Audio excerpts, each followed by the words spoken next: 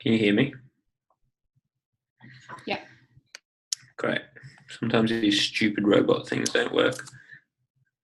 I'm in the process of selling them to Jasmine because I don't want them anymore. Wait, what robot things? Oh, you're right. Yeah, your floss. Tooth floss. Love that I was just like 6 months behind the joke. Yeah, you thought you'd come up with the new meme. Oh well, goes to show I could if I had to. Subtle bogan seeing new AirPods and calling it tooth floss. Carrying your tooth floss with you, are you? In October 2018. Nice. So I think I'm recording in gallery view. It's just going to record the way I see it, I assume.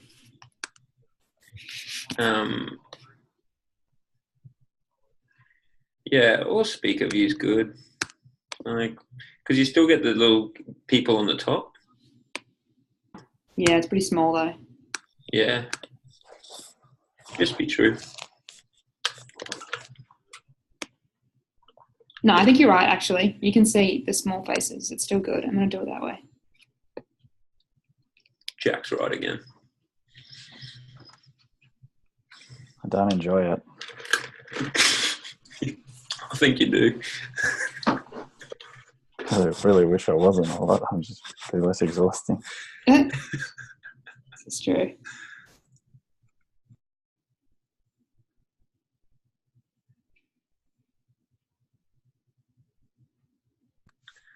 Also, I think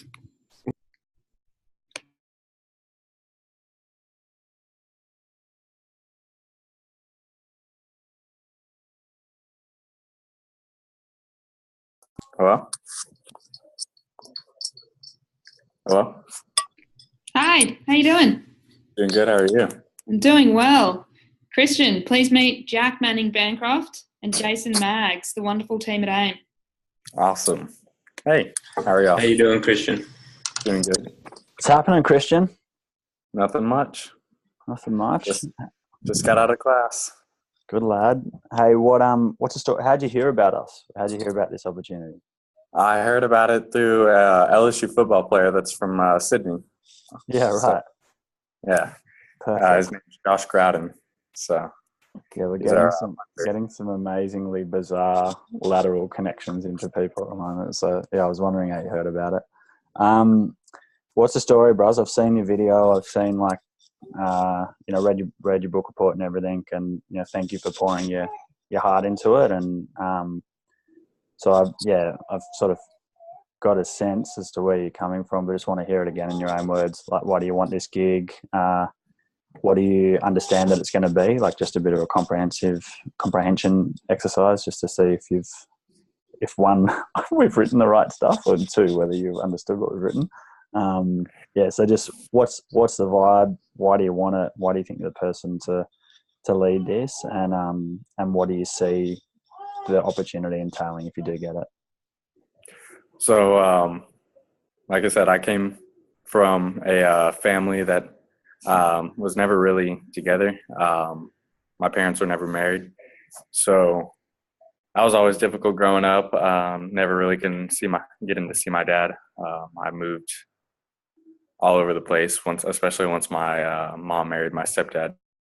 So there's always that distance, and that distance created kind of a distance in our relationship as well. And that's just something that I always grew up around, was people that had both their parents that still live with them, but I also was able to see that there are other kids like me that didn't have both their parents. Either they were divorced or one of the parents had passed away.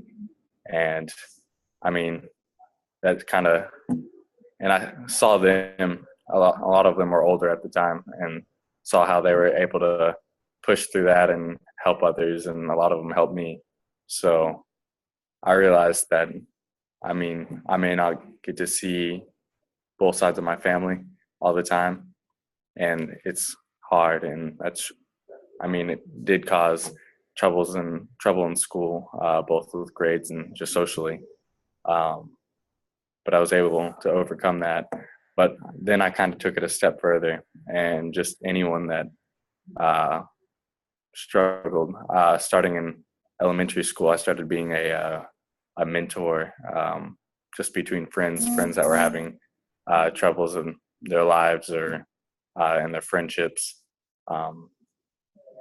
And then when I was probably about 8 or 9, I went to a summer camp with my grandmother, and it was a summer camp for children with disabilities. And so there I learned a lot from those kids, and I still am. I still go to that summer camp every summer since I was 8, and I'm 19, about to be 20 in 2 months. And like I learned that they all have these disabilities, but they're not disabilities, they're superpowers, and that they're able to overcome those challenges with the help of just a little hope and someone to look up to.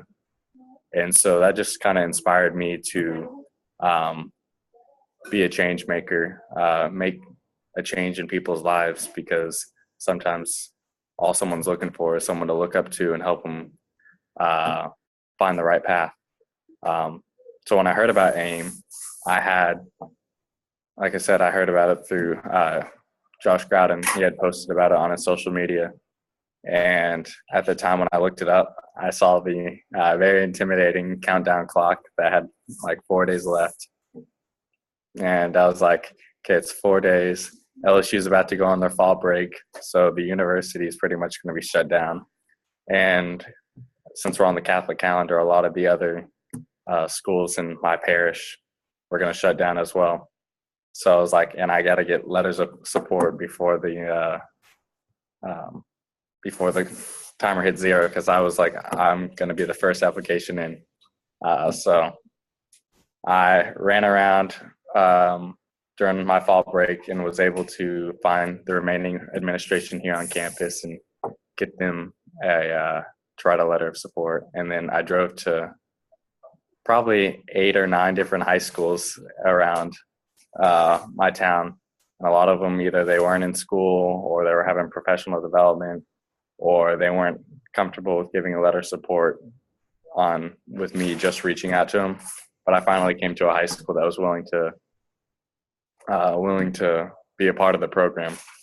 And being able to gauge, I actually got all the schools that I had talked to, that I was able to actually talk to, they're all very interested in the program.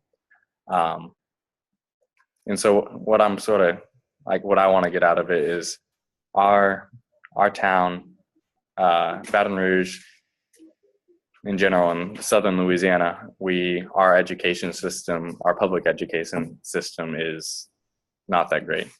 Most people go to private schools to get that better education. And so a lot of the funding and stuff like that in these schools isn't that great.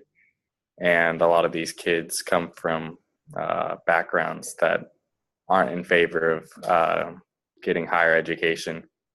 And I just want to show them that college is always still an opportunity. College is always possible, and that you can find someone that's there who supports you and who's going to help you reach your goals. And I want to be that person.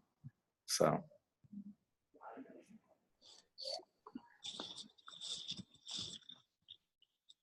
What do you want to know from me? So, when you first started the program, what was your, like, I've read that you have the indigenous population, like you're part of that, and that was one of the main reasons that you started it. But was that what truly inspired you, or was there other reasons? Yeah, I think, but like a mixed bag, which I think if there's ever a pure thought or a pure motivation, then people are lying.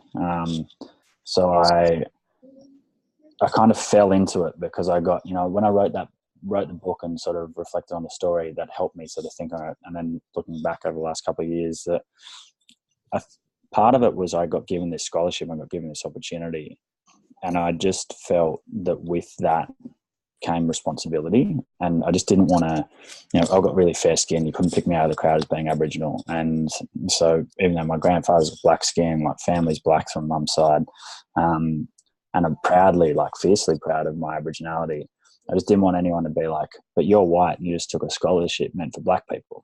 So that really was probably one of the inner voices to be like, okay, I want to make sure no one can ever call me on that.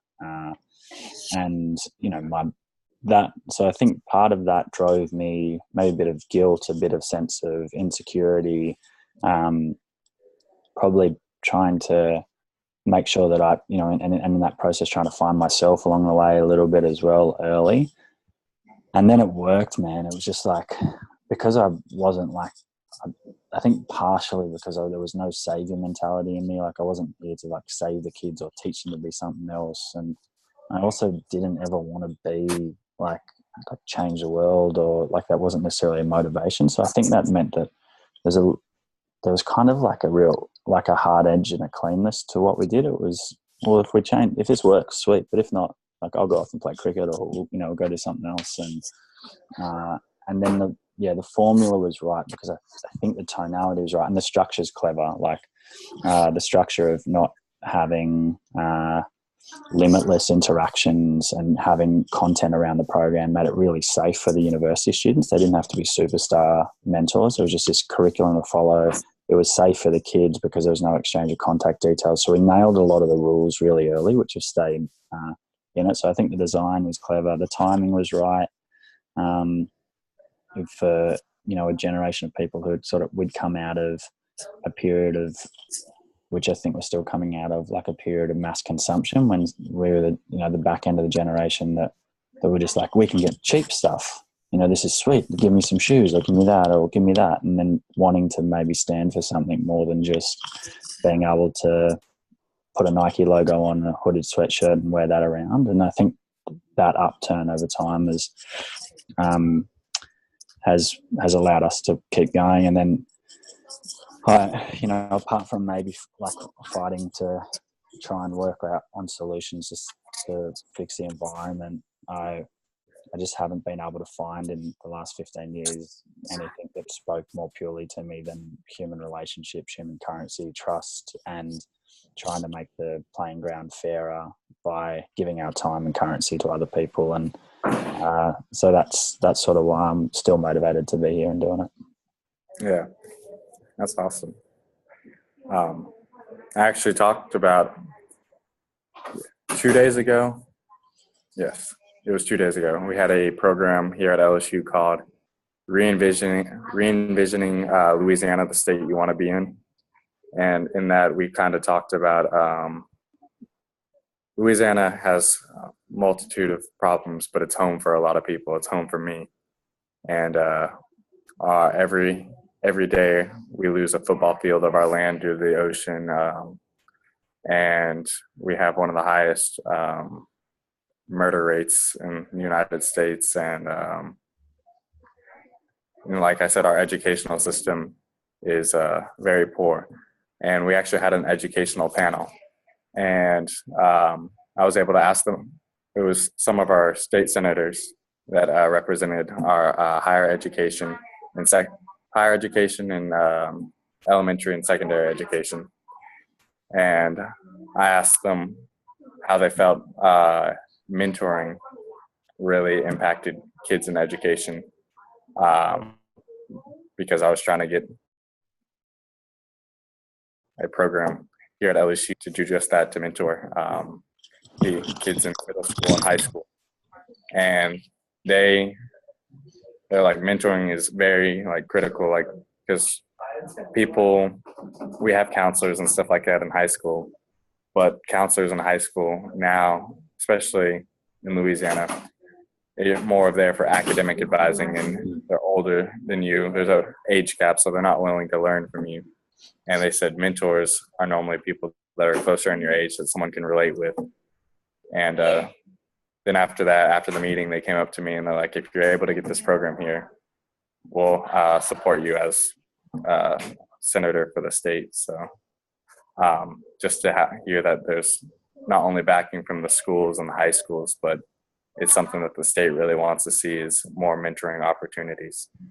And that's what I want to do, Christian. That's the vision here is taking a couple hundred people that don't see that see the structures but see the malleability of them, like states, government, presidents. Like if I can take people and give what I got, which was firsthand experience of being able to walk into the toughest school and work with the toughest kid and to get into that kid's soul and to get them to trust me, and then being able to wear the same kit and see the Prime Minister and have that Prime Minister respect me because of results and outcomes, then it's sort of like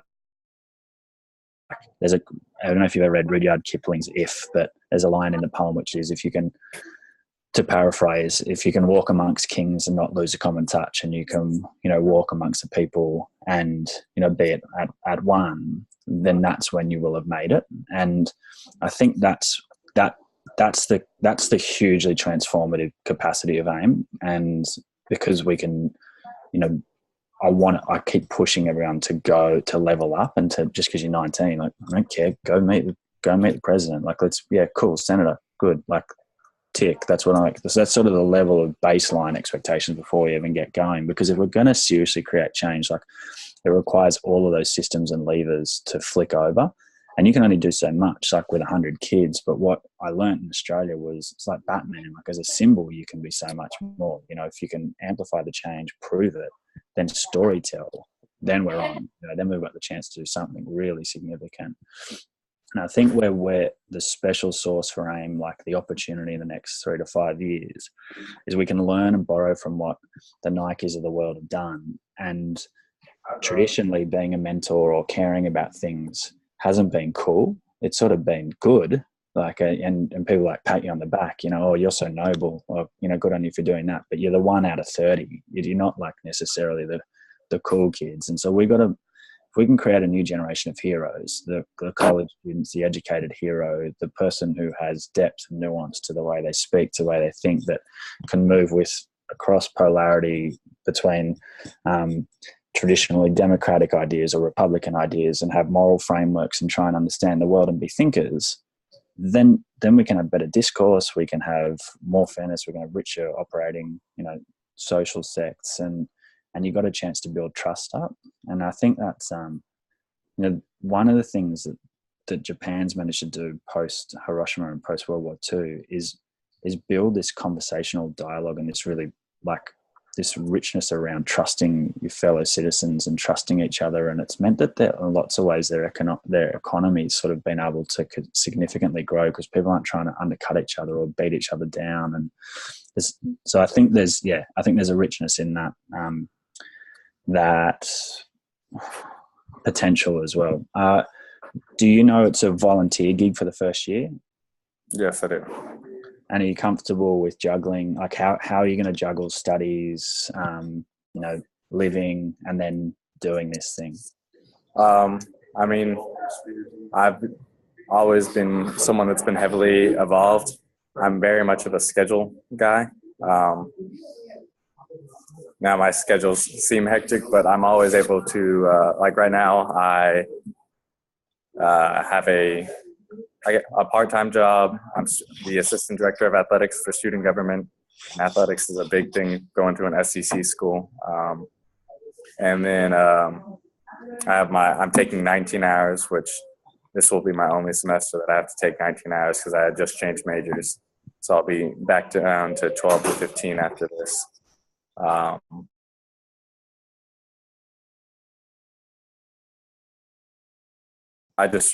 really enjoy being around people, and it doesn't even have to be people that I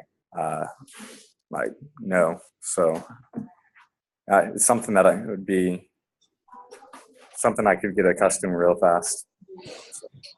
Cool. Do you know part of the gig is getting yourself to LA and back? Yes, I actually have family in Los Angeles.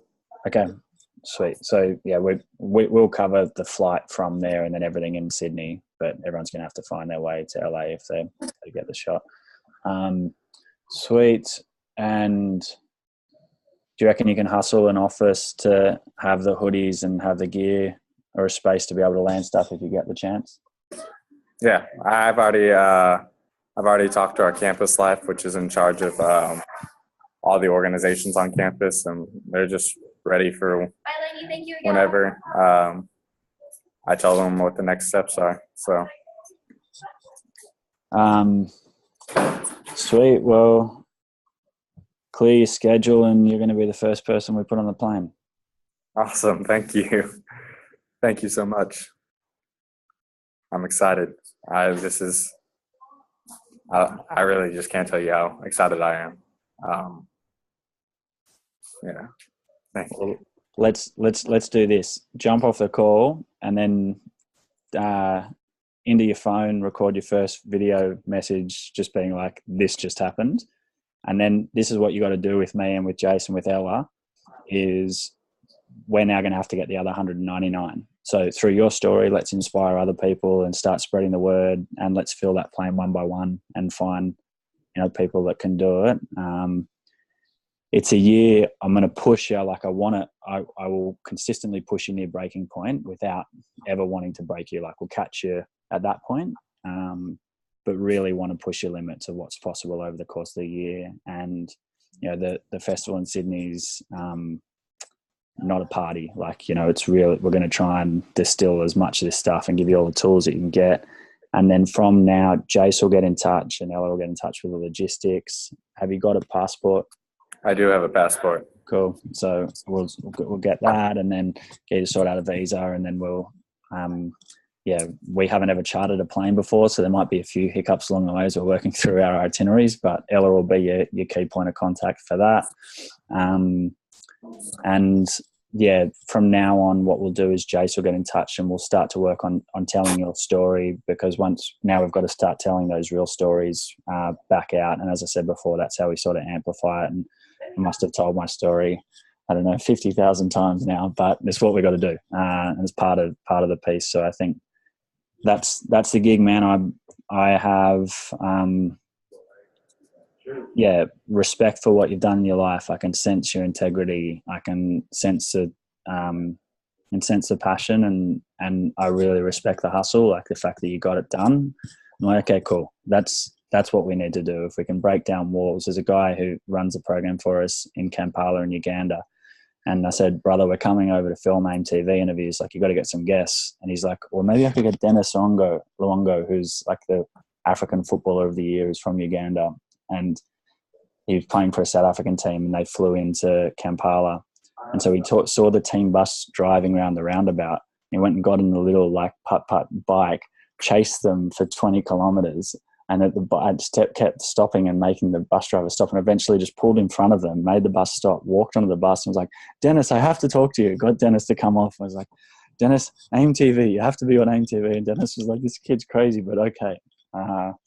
So, driving to 7 or 8 schools, getting rejected 7 times, getting one school, that's what it'll take.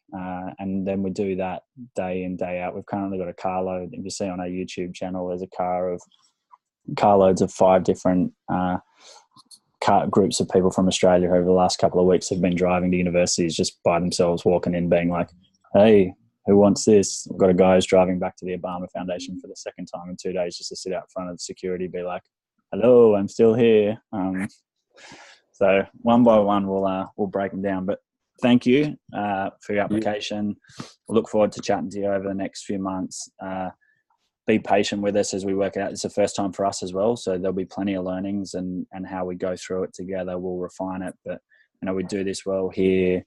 We then get the chance to replicate in India and other places, and so there's a lot of responsibility which comes with being the first person, which I think you're up for. So let's get to work, and we'll have you coming to Sydney. Thank you. All right, record that video and send it over, and then we'll get Ella to send you an email after this just to confirm the offer, and we'll knock up a contract and work through those things over the coming months. We've got a bit of time until February, but no, you have my word. We're on. Do you want it? Yes, sir. Okay, good. We'll do that over email, and then so we've got a paper trail, and then let's get that video have your initial reactions, and I'll get off the screen so it can be raw and real. Yes, sir. All right, bro. Let's lock it in. Thank you. All right. Great to meet you. Congrats. Well done, Fish. mate. Congrats. Thank you. Later, brother. Later. Bye.